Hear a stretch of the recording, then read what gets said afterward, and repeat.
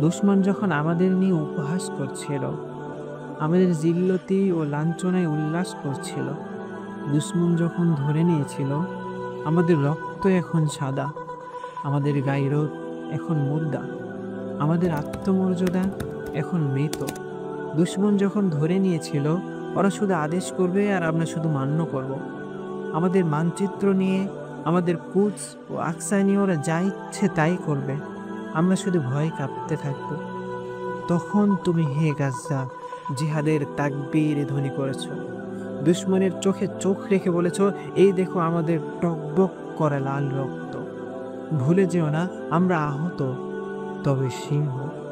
তখন তুমি হে গাজ্জা দুশমনকে বুঝিয়ে দিয়েছ আমরা তাদের উত্তরসূরি, 3 মহাদেশ যারা শাসন করেছে, যাদের দয়ায় আমাদের ভূখণ্ডে বহু শতাব্দী তোমরা শান্তির জীবন যাপন করেছ।